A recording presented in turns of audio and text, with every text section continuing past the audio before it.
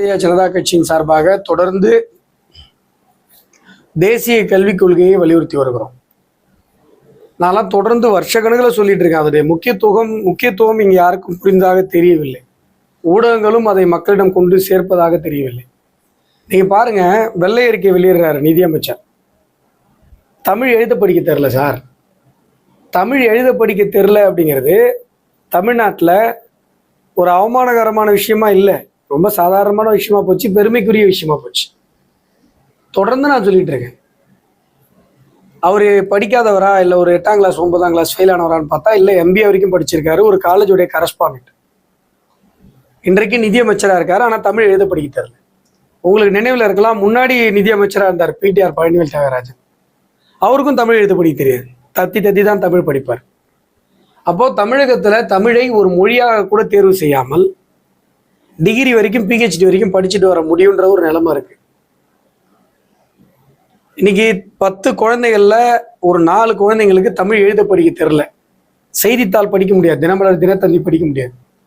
அவங்களால எப்படி திருக்குறள் படிக்க முடியும், சங்க இலக்கியங்களை எப்படி படிக்க முடியும், தமிழ் வாழ்வியல், தமிழ் பண்பாடு, தமிழர் நாகரிகம், தமிழ் இலக்கியம் என்பது அடுத்த தலைமுறைக்கு எப்படி எடுத்து செல்லப்பட முடியும்? இதற்கெல்லாம் ஒரு நல்வாய்ப்பாக தேசிய கல்விக் கொள்கை நமக்கு கிடைத்திருக்கிறது. அதுல 3 மொழி, அதனால நாங்க எதிர்க்கிறோம்னு சொல்றாங்க.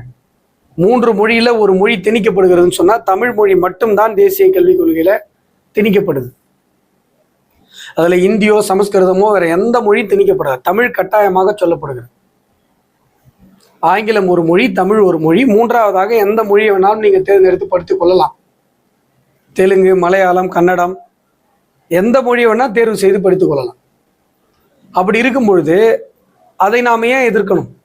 இன்றைக்கு SSA ஸ்கீம்ல 3300 கோடி ரூபாய் பாரத பிரதமர் நரேந்திர மோடி அவர்கள் தமிழகத்திற்கு கொடுத்திருக்கிறார். ஆனா அதை வாங்கி அது எதுக்காக தராரு? அரசு பள்ளிகளை மேம்படுத்துவதற்காக தராரு.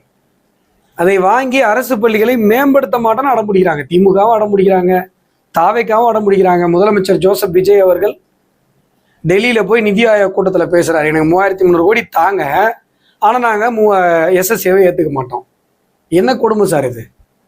நீங்க ஆந்திராவில் போய் பாருங்க, 885 அரசு பள்ளிகள் தேசிய கல்விக் கொள்கையில SSA ஸ்கீம்ல மேம்படுத்தப்பட்டிருக்காங்க. பிரைவேட் ஸ்கூலெல்லாம் விட பெரிய இன்ஃப்ராஸ்ட்ரக்சர் இருக்கு. இன்றைக்கு தமிழகத்தில் 1000 பள்ளிகள் மேம்படுத்தப்பட்டிருக்கும். அந்த நல்ல வாய்ப்பை நாம் இழந்து விட்டோம். இன்றைக்கு தமிழகத்துல காசு இருக்கிறவங்க 6 சப்ஜெக்ட் படிப்பாங்க, 3 மொழி படிப்பாங்க. காசு இல்லாத அரசு பள்ளி மாணவன் 5 மொழி படிப்பான். எவ்வளவு மோசமான ஒரு சூழ்நிலை பாரு, எவ்வளவு மோசமான ஒரு சூழ்நிலை பாரு. இன்னைக்கு இதெல்லாம் நம்ம கேள்வி எழுப்பணும். எதற்காக 3 மொழி கொள்கையை எதிர்க்கணும்? தேசிய கல்விக் கொள்கையை எதற்காக எதிர்க்கணும்? அண்ணாதுரை எதிர்த்தாருன்னா இப்ப இந்தியை திணிச்சாங்க, அதனால எதிர்த்தார். இப்ப திணிப்பே இல்லை, தமிழ் மொழி தான் அங்க திணிக்கப்படுகிறது. ஏன் நம்ம எதிர்க்கணும்? தமிழ் மொழி வாழ்வதற்கு நமக்கு கிடைத்திருக்கிற ஒரே வாய்ப்பு தேசிய கல்விக் கொள்கை. தேசிய கல்விக் கொள்கை அமல்படுத்தப்பட்டால்தான் பிரைவேட் ஸ்கூல் மாணவனும் தமிழை கம்பல்சரி படிப்பான். இன்னைக்கு நிதியமைச்சர்லாம் தத்தி தடுமாறுறாரு பாருங்க தமிழை படிக்கிறதுக்கு. அது மாதிரி ஒரு நிலைமை ஏற்படாம இருக்கணும், அந்த நிலைமை தொடராம இருக்கணும்னா பாரத பிரதமருடைய SSA ஸ்கீமையும் தேசிய கல்விக் கொள்கையையும் நாம் ஏற்றுக்கொள்ள வேண்டும். இதையும் இந்த நேரத்தில் நான் வலியுறுத்தி கேட்டுக்கொள்கிறேன். நீட் தேர்வுனால இப்ப சமீபத்துல 2 பெண்களை சூசைட் பண்ணிட்டாங்க. நீட் தேர்வு வேணான்னு சொல்லிட்டு அத்தனை அரசியல் கட்சிகளும் வலியுறுத்திருப்ப கொள்கை, மும்மொழி கொள்கையை பத்தி நீங்க சொல்றீங்க. ஏன் நீட் தேர்வை வேண்டான்னு சொல்றப்ப அதை கொண்டு வந்து மறுபடியும் நீட் தேர்வு வேணான்னு யாருங்க சொல்றீங்க? எதுக்காக சொல்றீங்க? நல்லா யோசிச்சு சொல்லுங்க. நீட் தேர்வு இதனால வேணாம் சார். நாங்க நீட் தேர்வு பாக்குறோம். நீட் தேர்வு வந்ததுக்கு அப்புறம் தான் இருளர் குடியிருப்புல ஒரு சகோதரி டாக்டர் ஆனதை பாக்குறோம். நீட் தேர்வுன்னு ஒரு தேர்வு வந்ததுக்கு அப்புறம் தான் குரோம்பேட்டையில மொட்டை மாடியில ஒரு கீத்துக்கோட்டாவில், அந்த கீத்துக்கோட்டால கூட வாடகைக்கு இருக்கிற ஒரு பையன் மருத்துவர் ஆகிற கனவை நாங்க பாக்குறோம். நீட் தேர்வுன்னு ஒன்று வந்ததுக்கு அப்புறம் தான் அரசு பள்ளியிலிருந்து நூற்றுக்கணக்கான மாணவர்கள் மருத்துவக் கல்லூரியுடைய வாயிலை தொட முடிஞ்சதை நாங்க பாக்குறோம். எதற்காக நீட் வேணாம்? செங்கல் சூளையில செங்கல் அறுத்துக்கிட்டு இருக்கிற ஒரு கூலி தொழிலாளி, ஒரு தாயுடைய மகன், ஒரு மாற்றுத்திறனாளி இன்னைக்கு டாக்டர் ஆக போறேன்னு சொல்லி மீடியாவில் பேட்டி கொடுக்கறத நம்ம பாக்குறோம். காவல்துறையில கான்ஸ்டபிள் சார், கடைசி கட்டமாக இருக்கிற கான்ஸ்டபிள், அவ்வளவு வேலை இருக்கும். ஒரு CM கிராஸ் ஆகிறாருன்னா 8 மணி நேரம் துப்பாக்கி பிடிச்சி நிக்கணும். அவருக்கு கிடைக்கிற அந்த சொச்ச நேரத்துல அவர் படிச்சு இன்றைக்கு நான் நீட்டில் பாஸ் ஆகி நான் டாக்டர் ஆக போறேன், நான் மெடிக்கல் காலேஜில் சேர போறேன்றாரு. சைலேந்திர பாபு போய் அவரை பார்க்குறாரு. இந்த காட்சிகளை எல்லாம் நாம் நீட்டுன்னு ஒரு பரீட்சை வந்ததற்கு அப்புறம் தான் பார்த்தோம். அனிதான்ற ஒரு தங்கை தற்கொலை செய்து இறந்துட்டாங்க. ஆனா அதற்கு பிறகு நூற்றுக்கணக்கான அனிதாக்கள் மருத்துவக் கல்லூரிக்கு சென்றார்களா இல்லையா? இன்றைக்கு நீட்டு படிக்கிற மாணவர்களுக்கு சூசைட் அப்படிங்கிற ஒரு விஷயத்த பொது புத்தி ஊடகங்கள் அரசியல் கட்சிகள் தானே திணிக்குது. சூசைட் அப்படிங்கிறதுனால ஒரு தேர்வு நிறுத்தப்பட வேண்டும் என்று சொன்னால் 10th சூசைட் நடக்குது, 12th சூசைட் நடக்குது. அப்ப சூசைட் நடக்கிறதுக்கு என்ன காரணம்? அந்த மாணவர்களுக்கு எப்படி கவுன்சிலிங் கொடுக்குன்னு தான் நம்ம சொல்லணுமே ஒழிய நூற்றுக்கணக்கான ஏழை மாணவர்களுக்கு வருடந்தோறும் பலனை அளிக்கிற நீட் தேர்வை ஏன் நிறுத்தணும்? நீட்டு கெட்டதுன்னு எல்லாரும் சொல்லிட்டா நீட்டு கெட்டதாயிடுமா?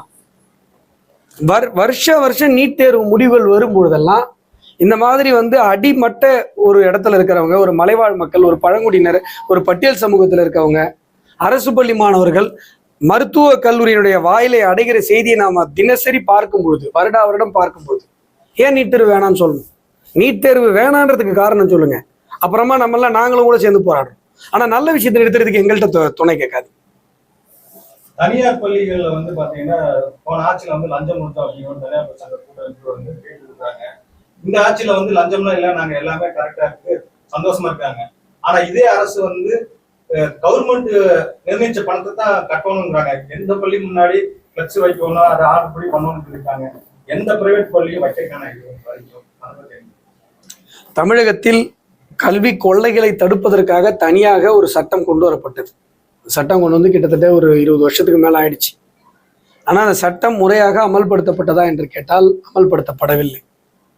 இன்றைக்கு தனியார் பள்ளிகள் மாணவர்களை தனியார் பள்ளிகளில் சேர்த்துட்டு ஒவ்வொரு பேரண்ட்ஸும் அவ்வளோ கஷ்டப்படுறாங்க. ஜூன் மாதம் வந்துச்சுன்னா இந்த பசங்களுக்கு ஃபீஸ் கட்டுறதுக்கு ஒரு பையனுக்கு குறைந்தபட்சம் 1 லட்ச ரூபா தனியார் பள்ளிகள். ஆனால் ஒரு பக்கம் பாரத பிரதமர் நரேந்திர மோடி அவர்கள் SSAவில் அரசு பள்ளிகளை 3300 கோடி ரூபாய்க்கு மேலே பணம் கொடுத்து நீங்கள் அரசு பள்ளிகளை தரம் உயர்த்துங்கன்னு சொன்னால் அதையும் மாநில அரசு வேணான்னு. ஒரு பக்கம் தனியார் பள்ளிகள் அடிக்கிற கொள்ளைகளையும் கேட்க மாட்டேது. சாதாரண நடுத்தர வர்க்கத்தினர் இன்றைக்கு கல்வி கட்டணங்களை கட்ட முடியாமல் அவ்வளவு சித்திரவதைக்கு ஆள்படுறாங்க. அரசு பள்ளிக்கு போலான்னு பார்த்தா அங்கே தரமான கல்வி இல்லை. அரசு பள்ளியில தரமான கல்வியை ஏற்படுத்துவதற்காகத்தான் தேசிய கல்விக் கொள்கையில SSA ஸ்கீம் இருக்கு. நீங்க தயவு செஞ்சு PM ஸ்ரீ திட்டத்தை போய் நீங்க யூடியூப்ல போய் பாருங்க. PM ஸ்ரீ திட்டத்துல மேம்படுத்தப்பட்ட பள்ளிகள் உத்தரப்பிரதேசத்துல 1000க்கும் மேற்பட்ட பள்ளிகள், நம்ம பக்கத்து ஸ்டேட் ஆந்திராவில் 885 பள்ளிகள். நாம சொல்ற பிரைவேட் ஸ்கூல்ஸை விட இன்ஃப்ராஸ்ட்ரக்சர் பல மடங்கு அழகா இருக்கு. அப்போ நம்முடைய 1000 பள்ளிகள் தமிழ்நாட்டில் இந்நேரம் மேம்படுத்தப்பட்டிருக்கோம்.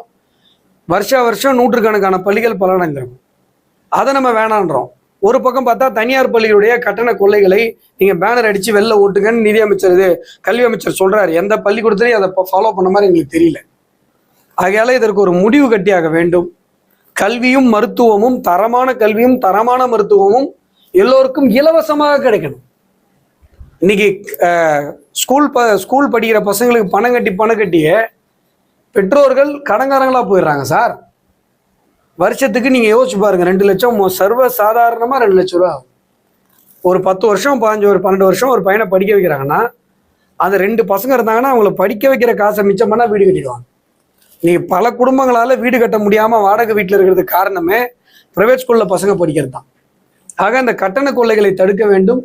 அரசு பள்ளிகளை மேம்படுத்துகிற PM ஸ்ரீ திட்டத்தை இவர்கள் அனுமதிக்க வேண்டும்.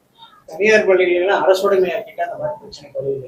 அரசுடைமையாக்கிறதுக்கு சட்டத்துல இடம் இல்லை சார். நான் நடக்கிற கதைக்கு பேசிட்டு இருக்கேன், நீங்க போகாத ஊருக்கு போய் சொல்லிட்டு இருக்கீங்க. அரசு பள்ளிகளை மேம்படுத்துவதற்கு PM ஸ்ரீ திட்டத்துல கோடிக்கணக்கான நிதியை பாரத பிரதமர் நரேந்திர மோடி கொடுக்குறாரு சார். அதை வாங்கி நம்ம அரசு பள்ளிகளை மேம்படுத்துவோம்னு சொன்னா அதை விட்டுறீங்க. கட்டண கொள்ளைகளை தடுக்கிறதுக்கு நீ கல்வி அமைச்சர் முறையாக சட்டங்களை அமல்படுத்தணும். ஆல்ரெடி ஃபீ ஆக்ட் இருக்கு தமிழ்நாட்டில், அதை முறைப்படுத்தணும்னா அதை விட்டுறீங்க. நீங்க அரசுடைமைப்படுத்தினா அது ஏது சட்டத்தில் இடம் இருக்கு? நம்ம கம்யூனிஸ்ட் கண்ட்ரியா இது?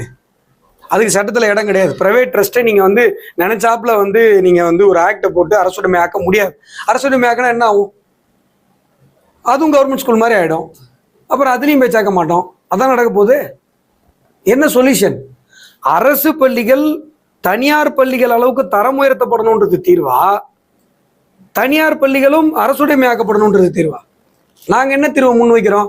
அரசு பள்ளிகள் தனியார் பள்ளிகளை விட பல மடங்கு இன்ஸ்ட்ரக்ஷனல் இன்ஃப்ராஸ்ட்ரக்சர் ஃபெசிலிட்டிஸ்லாம் அதிகம் பண்ணி தரோன்றோம். பிஎம்சி ஸ்கூலுங்கிறது அதுதான். ஆந்திராவில் போய் பாருங்க, 885 ஸ்கூல் அப்கிரேட் பண்ணிட்டான் அரசு பள்ளிகள். நம்ம அரசு பள்ளிகள் நம்ம வரி பணம் தானே அதில் இருக்கு, அதை நம்ம பயன்படுத்தணும்ல. அதுதான் நாங்கள் கேட்குறோம்.